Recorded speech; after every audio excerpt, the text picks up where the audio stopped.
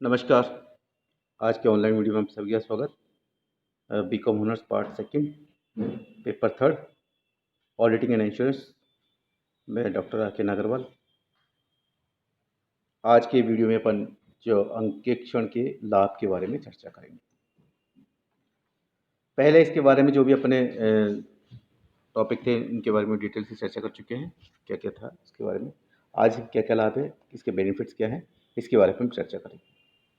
इसके द्वारा जो भी लाभ है उसका अपन डिटेल से करेंगे। इसका पहले लाभ का अपन एक सारांश में देख लेते हैं। क्या कह रहा है कि कुछ कंपनियों द्वारा यथा कंपनी अधिनियम, सहकारी समिति अधिनियम, सार्वजनिक प्रन्यास अधिनियम आदि इससे संबंधित संस्थाओं के लेखों का अंकेक्षण अनिवार्य घोषित किया। यानी इन संस्था है इनका अंकेक्षण अनिवार्य घोषित कर दिया है। इससे ये निष्कर्ष नहीं निकाला जाना चाहिए कि अन्य व्यवसाय के लिए अनावश्यक है। व्यवहार में पाया जाता है कि कुछ व्यवसाय ऐसे भी हैं जिनके लिए अंकेक्षण एक वैधानिक आवश्यकता नहीं है, फिर भी वे अपने हिसाब किताब का अंकेक्षण कराते हैं। इसके कारण है अंकेक्षण के होने वाले लाभ। मतलब अगर अपन कंटिन्यू अंकेक्षण करवाएंगे तो उससे अपने को क्या बेनिफिट है, क्या रहेगा, अच्छा रहेगी संस्था को, वो लाभ अपने पास निम्न प्रकार से हैं। फर्स्ट बोल रहा वो अनुशासन कायम रखना। नेचुरल चीज़ है कि अपन जो कंटिन्यू चीज़ करेंगे, रेगुलर करेंगे, उससे संस्था की छवि अच्छी रहेगी। तो उसमें अनुशासन पहला पॉइंट अपने पास अनुशासन कायम रखना। इसके लिए क्या कह रहा है कि अनुशासन के लिए अच्छी परंपरा डालना अथवा अच्छी प्रक्रिया नियत कर देना ही पर्याप्त है। ये नहीं कहने के बाद कि अगर आप एक अच्छी परंपरा डालोगे तो नेचुरली कि उसके लिए बेनिफिट भी होंगे। इसके लिए ये आवश्यक है कि उन परंपराओं और प्रक्रियाओं की समय समय पर जांच होती रहती है ताकि कर्मचारी अनुशासित होकर उनका नियंत्रण अनुसरण करें। वरना हो सकता है कि बहुत सी आवश्यक परंपराएं कर्मचारी द्वारा केवल अनावश्यक औपचारिक अननेसेसरी ही बन के रहती। ये अगर आप जो परंपरा डालो नेचुरल है कि वो कंटिन्यू रहे और वो बरकरार रहे तो संस्था में उसका प्रभाव अच्छा पड़ेगा। ठीक, अनुशासन संस्था में रहना बहुत जरूरी है। अच्छा, सेकंड, भ्रष्टाचार समाप्त होना। ये एक समाज की बहुत बड़ी कमजोरी है या समाज का बहुत बड़ा कलंक है। इस चीज़ को समाप्त करना बहुत आवश्यक है और अंकेक्षण को देखना चाहिए कि ये भ्रष्टाचार समाप्त करने के लिए वो क्या क्या उपाय कर सकता है। वो लेखों की किस प्रकार जांच करी है और अगर कोई भ्रष्टाचार हो गया तो उसको कैसे पकड़ना है और कैसे उसका समाधान करना है। ये देखना चाहिए अंकेक्षक कि पैसा व्यक्ति को भ्रष्ट बना देता है। एक जो पैसा है इंसान की आवश्यकता को बढ़ाता ही है, कम नहीं करता है। तो पैसा ही है सबसे बड़ी जड़ जो इंसान को भ्रष्ट बनाता है। और भ्रष्टाचार को समाप्त करने के लिए अपना ये है कि पैसे को का हिसाब किताब बहुत जरूरी है। अगर आपने पैसे का हिसाब किताब नहीं रखा और वो अनावश्यक तरीके से उसका कुछ अनावश्यक लेन देन हो रहा तो मान लो कि भ्रष्टाचार को जड़ जम रही है। इसलिए कि इस पैसों के हिसाब किताब नियमित तरीके से और सुव्यवस्थित तरीके से होना चाहिए ताकि भ्रष्टाचार को समाप्त किया जा सके और उस पर लगाम लगा जा सके। सेकंड क्या बोल, इसके बाद थर्ड क्या बोल, अनियमित चोरी व गमन प्रकट होना।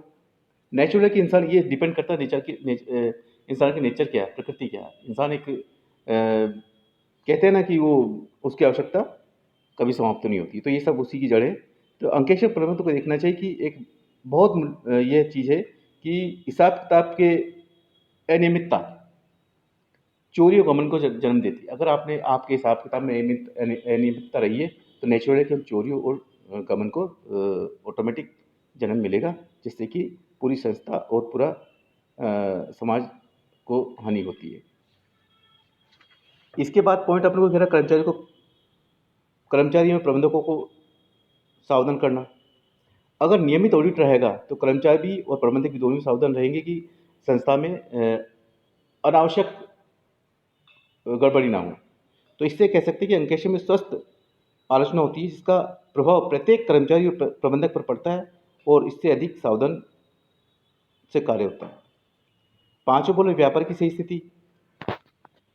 व्यापार की सही स्थिति के बारे में जो बता रहे हैं, कह रहे हैं कि अंकेक्षक के द्वारा सामान्यतः अशुद्धियों को प्रकट, मैंने सही हिसाब किताब रखना और अशुद्धि, अगर कोई अशुद्धि या एरर हुआ है, गलती हुई है तो उसको आवश्यक समय पर पकड़ना और इसके लिए लाभानी खाता था चिट्ठे की स्थिति का सही आकलन हो जाता है। अगर अपन लाभानी खाता चिट्ठे का सही आकलन कर ले तो नेचुरली कि अपन को संस्था की आर्थिक स्थिति का भी पता चल जाएगा। इसके बाद क्या है, इसके लाभ क्या है, छठा दे रखा है कि विनियोजकों की रखवाली करना। जो भी इन्वेस्टर है उनकी रखवाली करना। ये बहुत अच्छा है कि इसमें भौतिकवादी युग में प्राय व्यक्ति जो भी नाजायज़ पे या नाजायज़ संपत्ति वगैरह उसका किस प्रकार से गलत काम में उपयोग कर रहा है या जो भी है, इसमें ये भी देखना है। और व्यवसाय का स्वरूप जहाँ कंपनी होती है, वहीं तो प्रबंधक के नाजायज़ तरीके से अपनाए जाने वाले साधन अधिक सुलभ हो जाते हैं। तो देखना है कि ये भी देखना चाहिए कि जो अगर कंपनी ऑडिटर को देखना चाहिए संस्था का मालिक है, इन्वेस्टर है, उसके पैसे को कोई नाजायज़ तरीके से तो यूज़ नहीं कर रहा है और उसका कोई दुरुपयोग तो नहीं हो रहा, तो ये देखना चाहिए इसको। सच्चाई, ईमानदारी का प्रमाण सच्चाई और ईमानदारी का प्रमाण पत्र, ये भी इसमें इम्पोर्टेंट चीज़ है कि एक कर्मचारी, एक ईमानदार और एक सच्चे व्यक्ति के लिए ये पर्याप्त नहीं है कि वह अपना कार्य ईमानदारी व सच्चाई से करे, बल्कि ये भी आवश्यक है कि वे ईमानदारी व सच्चाई दूसरों पर प्रकट करें। उसको ये तो खुद की नज़र में नहीं कि मैं दूसरों की नज़र में दिखना चाहिए कि वो सच्चा ईमानदार है, तो जब वो कसौटी पर खरा उतरेगा किस प्रकार से कार्य कर रहा है। अंकेक्षण एक ऐसा माध्यम है जिसके द्वारा ईमानदारी एवं सच्चे व्यक्ति के कार्य पर ईमानदारी एवं सच्चाई की मोहर लग दी जाती है। 8वां पॉइंट क्या बोल रहा है? कर्मचारी की कर्मठता और योग्यता का प्रमाण पत्र। अगर ये है कि अगर आप किसी भी संस्था या फर्म में या आप ईमानदारी से काम करते हो, तो कर्मठता और उसकी सच्चाई का और उसकी मेहनत का पता चलता है। कामचोर, कहीं भी व्यक्ति कामचोर तो नहीं है, जो निकम्मा ठाला जो दिन भर बैठा है, काम नहीं कर रहा है, ऐसे बहुत से हैं अपने साथी लोग भी। तो देखते हैं कि भाई वो कामचोर तो नहीं है। तो कामचोर व्यक्ति का उसमें कोई योगदान नहीं चाहिए। ऐसे व्यक्ति को तुरंत प्रभाव से संस्था से निकालना चाहिए, ताकि संस्था की गुडविल अच्छी बढ़े और कामचोर व्यक्ति को उसकी सज़ा मिले। तो कामचोर व्यक्ति को तो कहीं पे टिकने ही नहीं देना है कुल मिला के। तो इसमें देखना कि एक कामचोर व्यक्ति को ये भी है कि कामचोर व्यक्ति वो अपनी इच्छा से तो काम करेगा नहीं। तो संस्था के प्रधान को भी देखना चाहिए कि इसको ऐसा काम पे लगाओ जो ये सामने में रहे और काम भी करे। तो कामचोर व्यक्ति का कोई अर्थ या अपन डेफिनेशन तो नहीं है, लेकिन कामचोर व्यक्ति को अपन को ढंग सही प्रकार से अगर मॉनिटर करो और तभी इसको पेमेंट दो कि ये काम करे, और आज आज का आउटपुट क्या देखे गया है, तभी इसको पेमेंट दो, तब उसको अक्ल आएगी। तो कामचोर व्यक्ति का एक यही है अपने पास। बहुमूल्य सलाह मिलना। सलाह हर कोई दे सकता है, लेकिन वो सलाह किस लिए संस्था के लिए उपयोगी है नहीं है। तो ये चीज़ भी देखना चाहिए कि बहुमूल्य सलाह का सही उपयोग हो रहा है नहीं हो रहा है, और सलाह कौन दे रहा है, सलाह संस्था के लिए कितनी काबिल या उसका कितना यूज़ हो रहा है, ये भी देखना चाहिए अपन को। और सलाह का कहाँ तक उपयोग हुआ है और उस सलाह से उस संस्था को क्या लाभ हुआ है। इसके बाद 10th पॉइंट अपन को जो दे रखा है कि अंकेक्षित हिसाब किताब तथा आर्थिक विश्वास होना। देखो, बैंक, बीमा कंपनियों, आयकर अधिकारियों, बिक्री कर अधिकारियों और जैसे भी हिसाब किताब पर विश्वास होना बहुत ज़रूरी है कि ये चीज़ें समाज को क्या दे रही हैं और ये समाज के लिए कितना बेनिफिट हो रही है और ये अपने देश के लिए कहाँ तक उपयोगी है। तो इन सभी चीज़ों का हिसाब किताब रखना और सबको एक उसमें रखना, ये बहुत ज़रूरी है।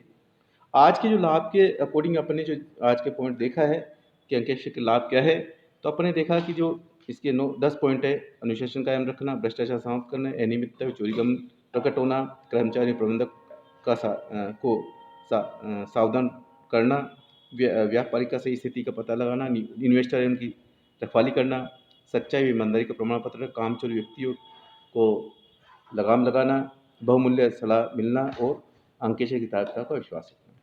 ये पॉइंट अपने पास थे। और इसमें एक नेक्स्ट पॉइंट है कि अंकेक्षण के गुण। अंकेक्षक गुण जानते हो कि अपने पास नेचुरल है कि लेखांकन के सिद्धांतों का ज्ञान, कि लेखांकन के सिद्धांतों का नेचुरल ज्ञान होगा तभी चलेगा वो, नहीं तो क्या हिसाब किताब का घाटा करेगा। इसलिए क्या है कि ये देखना चाहिए आपको कि अंकेक्षक के गुण, वो अंकेक्षण में गुण अच्छे होने चाहिए, ताकि वो संस्था की गलती और कामचोर जो भी है उसमें है, चोरी चकारी हुई है, इसको पकड़ सके वो। उसके बाद इसमें अधिनियमों का ज्ञान होना। जो अधिनियम बनाए हैं, जो भी अधिनियम, उनका अंकेक्षक को ध्यान होना चाहिए। जैसे कंपनी अधिनियम है, भारतीय अनुसंधान अधिनियम है, इन चीज़ों का भी ज्ञान होना चाहिए। और इसके बाद ये देखना चाहिए कि अंकेक्षक खुद ही ईमानदार हो। कि अंकेक्षक ईमानदार हो जब भी दूसरों की ईमानदारी करेगा, खुद ही चोर हो तो दूसरों क्या करेगा वो। तो इसमें होना चाहिए, ये भी ध्यान रखना चाहिए।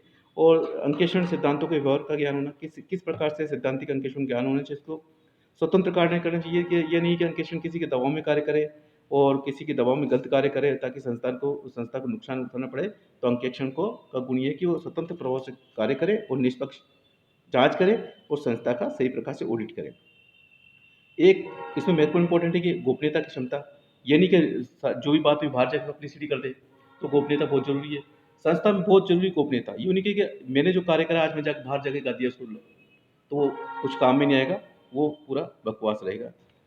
उसके बाद सूचनाएँ निकालना और उसको एकत्रित करना। जो भी आपने सूचना प्राप्त करी है उसको निकाल कर उसकी क्षमता और उसकी सत्यता की कसौटी पर जाँच के देखना कि वाक़ई में जो उसने सूचनाएँ ली गई हैं, वो कहाँ तक कारगर और कहाँ तक सत्य है। ये ज़रूर देखना है इसमें। एंड रिपोर्ट लेखन योग्यता, रिपोर्ट ये भी देखना है कि उसने कार्य तो कर लिया, कार्य को बीच में छोड़ के भाग गया। ये नहीं कि रिपोर्ट उसके कार्य करने के बाद उसकी रिपोर्ट और कंक्लूजन क्या निकलता है, उन कंक्लूजन को संस्था प्रधान को देना और कहाँ तक सार्थक होंगे, उसके बारे में उस पर सही सही विचार विमर्श करना कि जो रिपोर्ट बनाई है। तो ये चीज़ भी देखना चाहिए। और सहज बुद्धि, एक मंद बुद्धि वाला कभी वो आदमी कार्य नहीं कर सकता, तो सहज बुद्धि होना ज़रूरी है। और बुद्धि जितनी अच्छी और जितनी स्ट्रांग होगी, जितना उसमें पावर होगी, वो अपना डिसीजन लेने की, योग्य कार्य करने की। तो कहने का मतलब मैं एक सही अंकेक्षक वही हो सकता है जिसमें बुद्धि बढ़िया हो, काम करने की क्षमता हो और मंद बुद्धि ना हो, कहने का मतलब, और अपनी बुद्धि का सही उपयोग करता हो। तो आज ही अपन इसमें 2 पॉइंट पढ़े पढ़े, तो अंकेक्षण के लाभ और अंकेक्षक के गुण, ये दोनों अपने पास थे। तो आज का अपने इस वीडियो को अपन यहीं समाप्त करते हैं। आप आज अपने इन पॉइंटों के मार्फत से एक तो लाभ और एक अंकेक्षक के गुण के बारे में, उसकी क्या-क्या गुण हैं उनमें, ये चर्चा करिए। तो आज की वीडियो को अपन यहीं समाप्त करते हैं। नमस्कार, धन्यवाद।